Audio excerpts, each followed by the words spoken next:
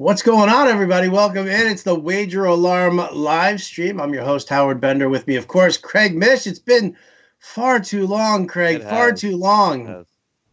What happened to us? Where did we leave off, man? I think it was the conference championships. We get into this great groove of 5 straight months, twice a week, Tuesday night, Friday night, previewing games, giving picks away. It's so much fun. We have a blast doing it, and then it just ends, and it's like it just feels awful. And I always get that too, because people think that I'm just strictly into baseball, but I absolutely love the aspect of these streams and doing these and doing picks and handicapping.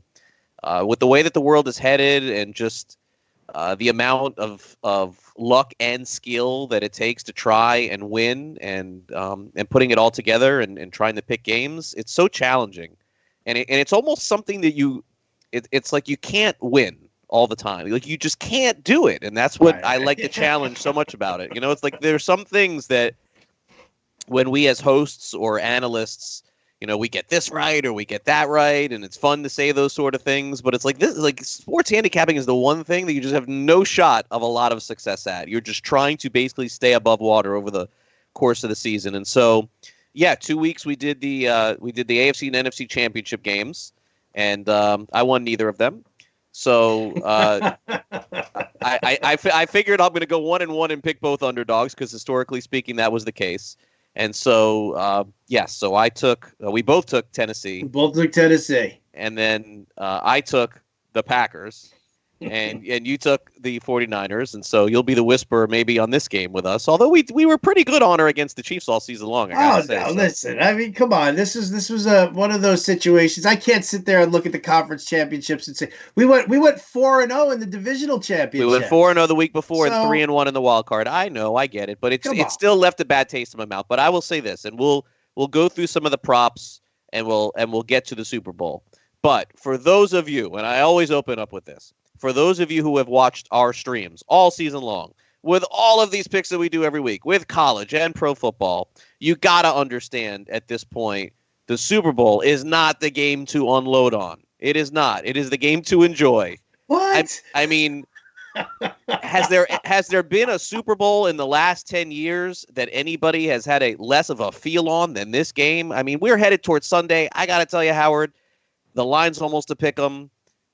I mean, the Chiefs are a 1-point favorite. I've seen some great cases to be made on the Chiefs side. I've seen some great cases to be made on the San Francisco. I've gone back and forth all week.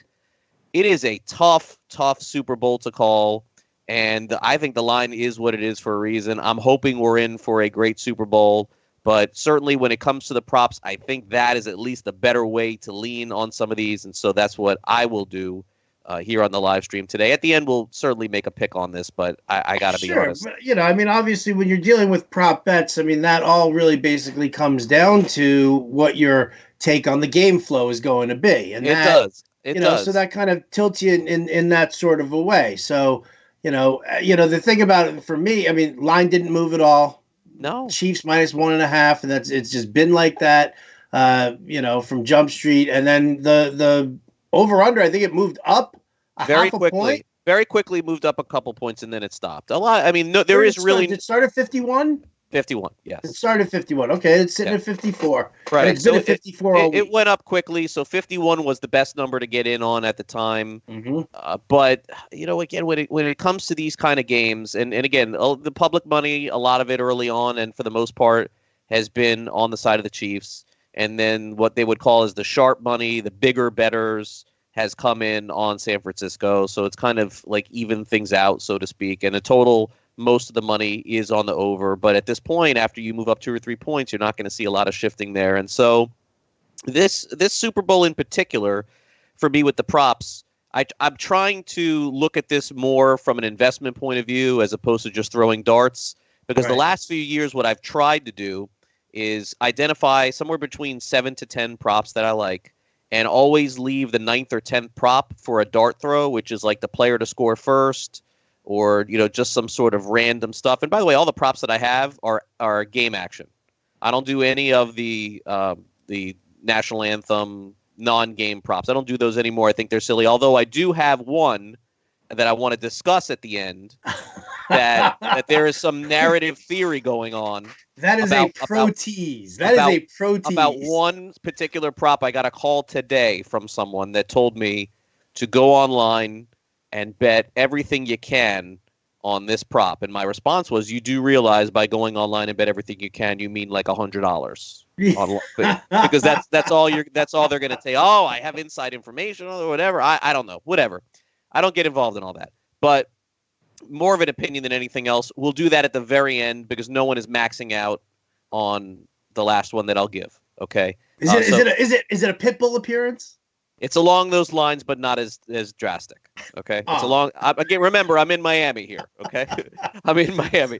So it's along those lines, but it's not as drastic. And if I did have some sort of inside information specifically as to all this stuff, I wouldn't do it here because that's not what I'm about. I'm about trying to analyze and give you guys the best chance to win. So the reason why I mentioned that, I'm done throwing the darts.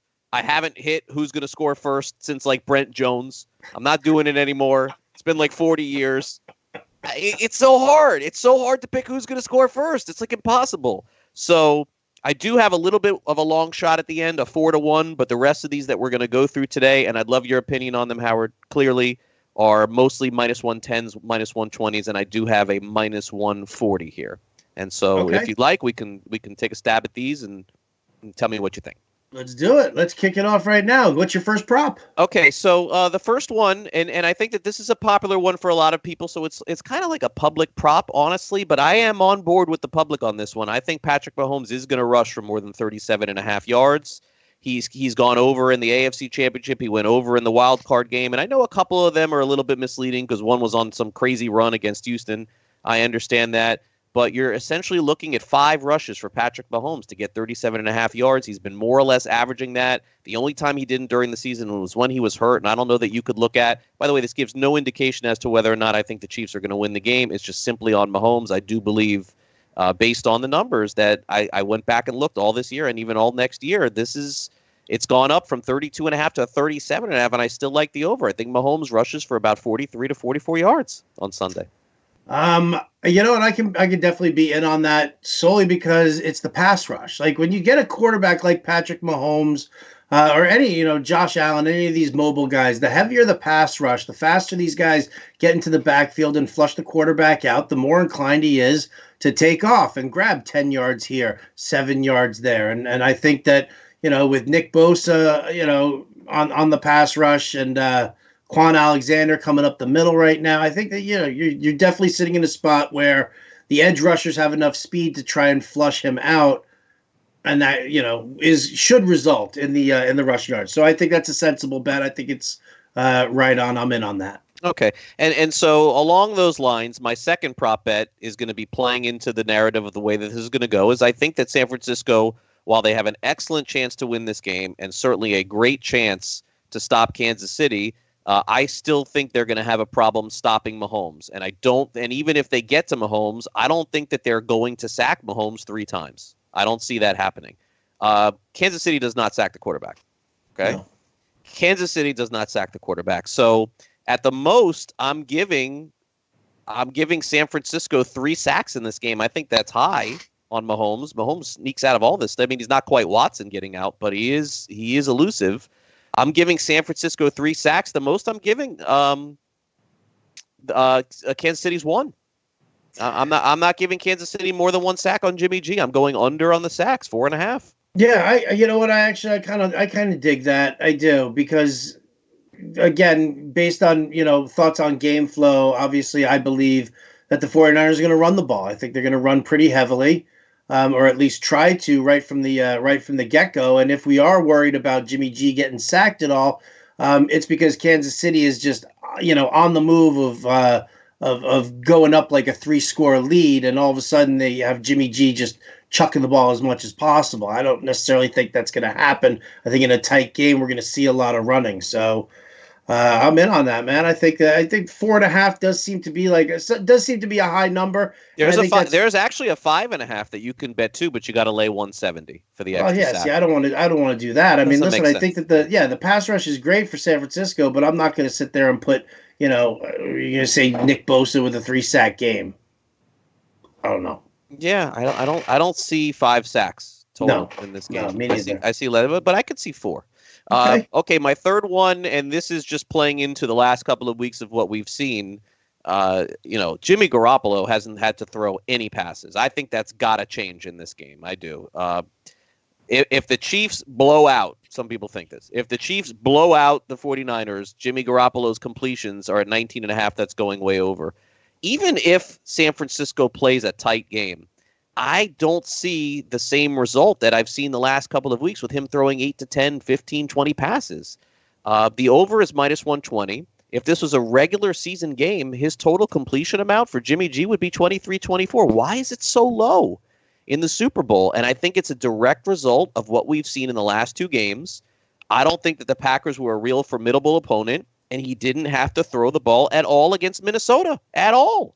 So 2 games in a row of not having to throw. I think Garoppolo's completions is somewhere in the 23-24 range, and I want to go over on 19.5. Got to lay a little bit extra juice at minus 120. Yeah, you can go back actually through week 16 where it's been fewer than 20 completions, in the games. And I agree with you. I think that's definitely, it was a big thing, and being able to run all over Green Bay. Now, the thing is that you've got Kansas City. They've got kind of a schlock defense as far as the run goes, but they did turn around and they sold out a little bit so that they could stop Derrick Henry, or at least hold him to the 19 carries for 69 yards. I don't think they need to sell out that much in order to stop that run and force Jimmy G into a more heavy passing arrangement. I like this completion total if Kansas City takes that lead and the Niners have to throw. Oh yeah, if this game stays really close though, and low scoring. And low scoring, then right. then you're it's a loss for sure. Okay, and then we'll move on to one more player prop I have on San Francisco. Deebo Samuel's receiving yards under 55.5. This is just simply looking at game logs. Samuel is going to beat me on this bet if he catches a bomb, and if he doesn't, he's over the middle, 8 yards. He's over the middle, 7 yards. That's what it is. It's that or a bomb. And the guy who's been catching a lot of these end zone passes lately, shockingly, is Kendrick Bourne. So, he seems to be throwing more to Bourne. Kittle has been a non-factor in the last couple of games. I think he's more of a factor in this one, but his total was right on the money. I think it was like 73.5. So, not as confident on this one as the rest, but will go under on Samuel, 55.5 yards, under minus 1. He took over as the number 1 wideout for the 49ers. But again, the thing that it's kind of funny, I look at this game and I look at the coaches, and it's Shanahan and Andy Reid. And, both guys want this championship, both want this win in just, the worst possible way. But they're also 2 coaches who think that they're smarter than everybody else. Not to the arrogant state that like Bill Belichick's at, who obviously has proven that he is smarter than everybody. But I could see Andy Reid going with this whole, gimmicky stuff, for like the scripted plays early in the game, he'll like throw out this like random double reverse where Byron Pringle all of a sudden breaks for like 15 yards. They run like the annexation of Puerto Rico for all you little Giants fans out there.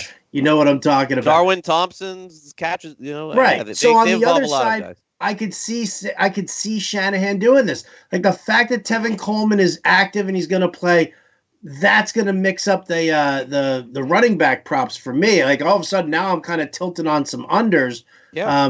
Unlike Raheem Mostert and his rushing yards, but I could see him because Deebo Samuel took over as the number 1.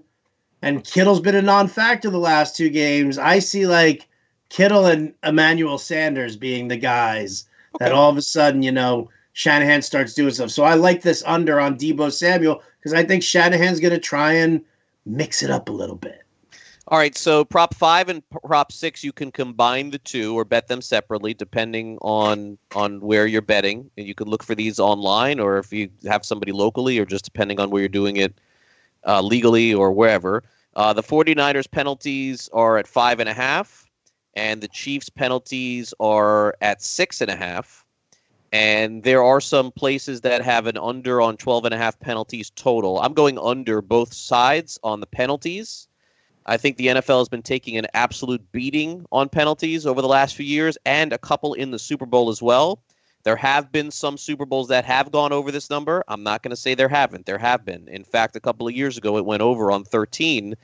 These, I believe, are accepted penalties. So I'm going to go under this number, Howard. Bill Vinovich is the referee, the head referee once again in this game. He is the one specifically that blew that huge call in the Super Bowl a couple of years ago. Pat Seahawks. I am going to believe that they do not want a repeat of that. It is just a narrative at this point. Statistically speaking, there have been some overs on this. There have been some unders. San Francisco does tend to commit more penalties than Kansas City, but given of the nature of the way that I think the Super Bowl is going to be played and the idea that they don't want on Monday morning us to be talking about penalties in the game, I'm going to go under 12.5 penalties. Under on both San Francisco and Kansas City if you have to do that separately. I'd like to read you a few fun facts about the refereeing crew here, if you'd like. Have at it. All right. Well, Bill Vinovich, penalties per game that he called throughout the season, 11.6 penalties for an average of 98 yards per game. League average, 13.3 penalties, sure. 113.5 yards. Chiefs are 10-6 in games that he's been a part of the officiating crew. 49ers 6-6 in games when he's been part of the officiating crew. If you look at all of his numbers and you go through it, he does not call a lot of penalties. Not only that, San Francisco, league low, 8 defensive holding calls only. So he's going to allow a lot of hand checking. He's going to allow a lot of grabbing. We're going to probably see the 49ers doing some trying to find different ways to slow down Tyreek Hill and Mecole Hardman. So, and I think Vinovich lets them play, tries to keep the refs out of it as much as possible. Yeah, he was the focus of it 2 years ago. And there's some people threw a petition online to have him fired or whatever. Regardless of the case, Howard just gave you the numbers. He's an under penalty guy.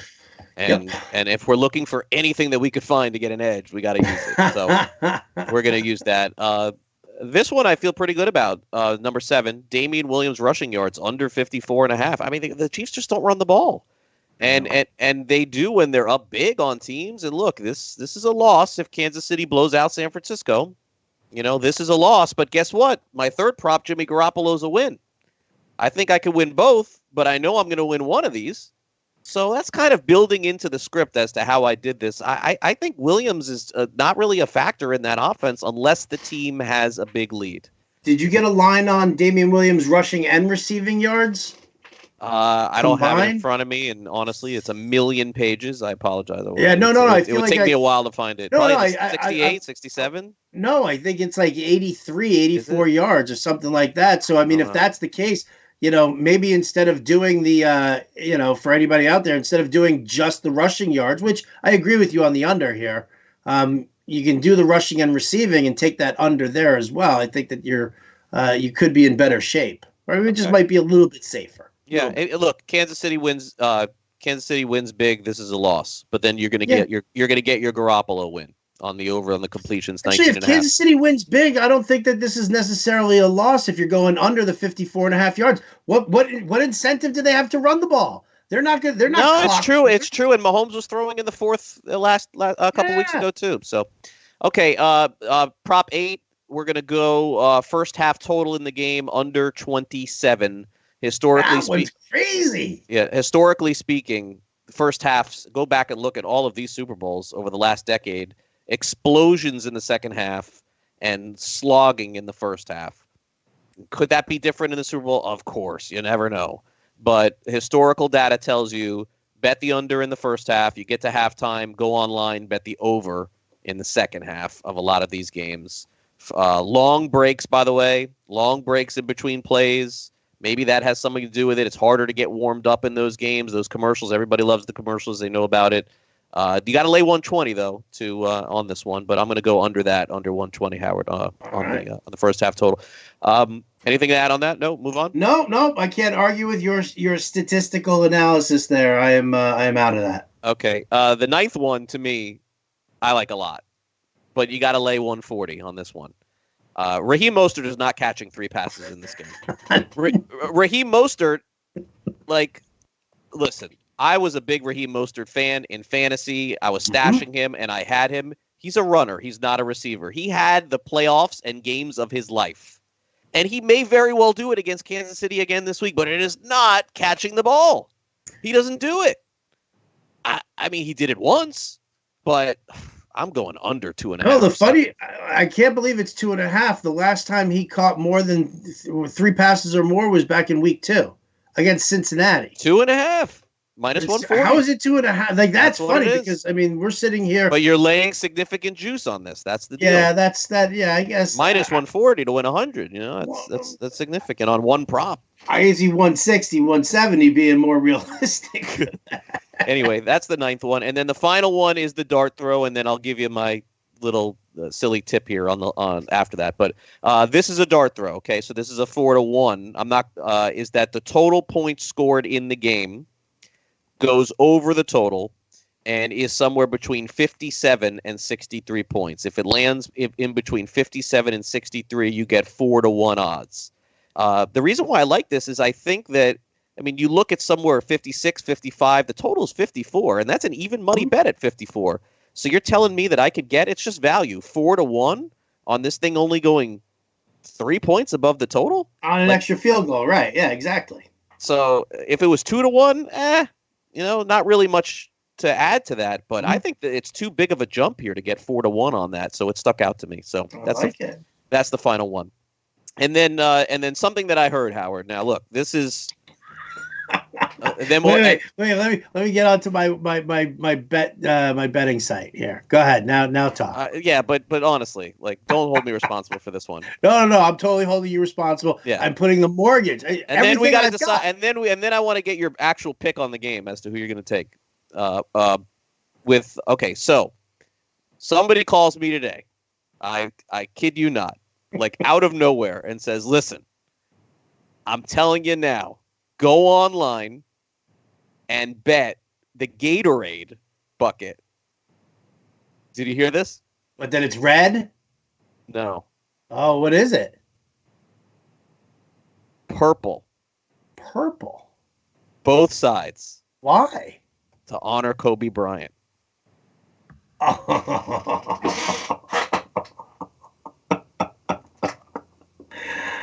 I want to know where that one started. I mean, you know what, though? Kobe did all of those ads for Gatorade when it was just G and it wasn't Gatorade anymore. That's an interesting one. Look, again, I'm just mentioning it here. I don't know, maybe not, maybe completely irrelevant, but it was brought to my it was brought to my attention, thankfully, after the Fantasy Alarm Show's week of shows were over. Because I'm guessing had I tuned in at 4:30 every day, it would be Howard talking about the purple Gatorade on Fantasy Alarm. I was thinking of telling you earlier today on it. I gotta be transparent. I don't think I'm gonna bet it, but I'm just throwing it out there. I'm going to use it in the Fantasy Alarm big game pool that we've got going on. That's actually a question. What color is the Gatorade? Okay. Have at it. I don't know it to be true or not. I'm just, and again, it's obviously a tragedy, no question with everything. Right. No, I'm not laughing about that. No, I know, but the fact that this is a possibility is crazy, and I guess we'll find out after the game, because if that indeed does happen, then that would be we'll be back to next week to do our live stream here. That's for sure. If that ends up coming true, so that would be your bonus one here. And remember, you cannot bet $5,000 on the Gatorade bucket. It doesn't exist. Okay, you go online. You try to put $5,000 in, they kick you out. You try to put $4,000, they kick you out. Try to do 3, 2, 1. They say, yeah, we'll take $20. You're not making money off that. I mean, I guess if you bet $20 and it was. I think purple went down from 10-1 to 4-1 or something crazy, Howard, by the way. So I don't know. It's not even an option. I might have to get my guys to put that in. It's not even an. Bovada has it underwater, 10 to 13. Right. I'm just saying we don't even have it on the fantasy alarm pool. Where's purple? Ay. Wait, so purple, Matt, is the favorite? Oh, so there you go, Howard. Oh, see, there you go. Now that tells me that it's going to be red. What? Why do we just go through this whole exercise? All of those hotels in Las Vegas are built on the public being wrong. They're all built on purple Gatorade. They're all built on red Gatorade right now. Chiefs win, it's going to be purple. And what are they going to do? Are they actually going to say something? Like if they dump, when they dump the barrel onto the coach and it's purple, are the announcers like clued in to be like, hey, that's purple Gatorade all over him? I think so. That's messed up. That's messed up.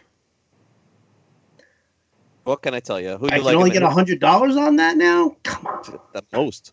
All right. Well, there you go. So those. What about the pick in the game? How about I was just gonna kind of wrap up our, just gonna sum it up, man. Come on. Let me do the hosting job. You get all the glory. Pick the winner of the Super Bowl for us, please. Just tell you right now. No, I'm just saying, please. Let's win this year, the Super Bowl. Do you want? All right. Well, who do you like? Exactly. It's like it's the worst coin flip of all time here. I'm gonna take the 49ers. Are you? So. Well, then I'll take the Chiefs. All right, great. See ya. We're gone. Dells, who do you like? I actually, you know what? To be perfectly honest, I actually kind of like the 49ers plus 1.5. And it kind of tilts me a little bit near the under. Not really. 30-27, 49ers are going to win this one. Yeah, I look. I think everyone seems to be saying, the smarter people, that if you go back historically and you look at matchups like this, always in the past, it's always the defense that ends up winning. And it is kind of true. Like it always, like a similar matchup, I think, if I'm not mistaken, that was mentioned was Denver-Seattle, that Denver-Seattle Super Bowl. Where Denver won 48-6 or something like that? Or Seattle won. Seattle won like 48-6. Right, but Denver came in with the offense, right? Yeah. Yeah, and Seattle came in with the defense.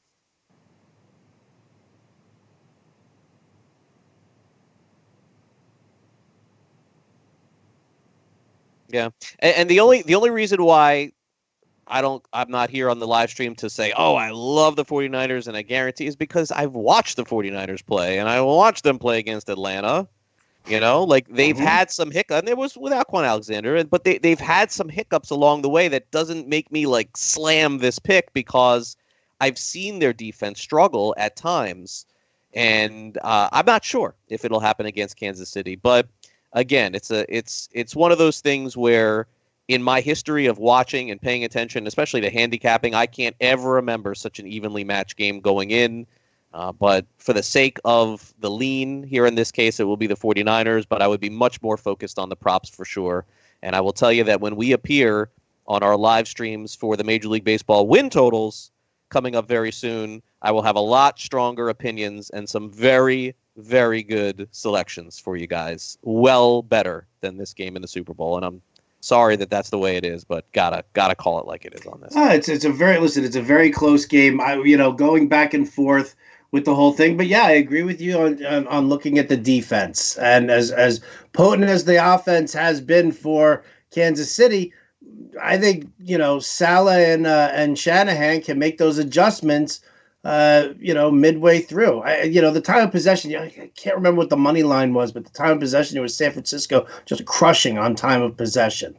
Do you think the spread has any factor in the game whatsoever? Would you take the money line plus like 115 for the 49ers, or do you want your 1.5 there? Just curious. Do you think it could be a point? I think it could be. So you take your 1.5 then. What I actually did was, and the prediction that I made on the Fantasy Alarm Show today was, I said Niners 30-27, and I actually threw the narrative around a little bit of a left turn, because I'm gonna say that Jimmy Garoppolo ends up with the MVP only because they're not going to do it with it's not going to be 27-27 and Robbie Gould's going to kick that field goal. It's going to be, 49ers, Jimmy G marching them down for, like a game-winning touchdown where they don't even bother with the extra point, that kind of thing. Yeah, San Francisco on the money line is plus 112. You're not really getting any advantage by taking the money line there. It's so tight. It's so tight. You may as well just take your 1.5 and if it's a 1-point game, then you win. I mean, I guess. Anyway, that's what I got for the Super Bowl. I assure you that we'll be back here. We got some great picks for the 2020 Major League Baseball win totals, and we'll go over them next week. Certainly a lot of leans like early, but some really strong opinions to get in on now. These are as great as the live streams have been. These wins totals ones are more fun. And we're going to split them up. We're going to do American League one night. We're going to do National League another night. Then we'll come back, and the Westgate, the earliest they've ever released them before February starts, has released all of the props, all the home run props, the win totals, the hits, over-unders, everything. So we're going to have those in February too. And then we'll take a little hiatus, and then of course we'll be back for March Madness. And will we take a hiatus? Maybe we won't. You're the boss. You'll tell me. I'm thinking that why wouldn't we want to keep this going through? Huh? Listen, I missed doing it last week. It's just there's nothing to talk about. There wasn't much. You want to do XFL win totals? They released XFL win totals. I'm like, how can anyone? Don't even get me started on the XFL. All right. Anyway, enjoy the game. I hope everybody's enjoyed our football live streams all season long. Cannot thank you enough for the appreciation. Our nominations for this live stream at the FSGA and our individual nominations as well. We appreciate that. Go back and go to wageralarm.com. We posted all of our tickets, our record all season long for every single thing that we've done. And of course, you can go back and watch all of these and check out how we're doing all season. So thank you guys so much. Thanks, Sells, by the way, for producing all season long, too. Thank you. Sells an amazing job. Craig, thank you. It's been a pleasure. I'll catch you on Tuesday. Next week, we'll do the American League wins totals. Thanks for tuning in to the Wager Alarm live stream. I'm Howard Bender, and we'll catch you next time.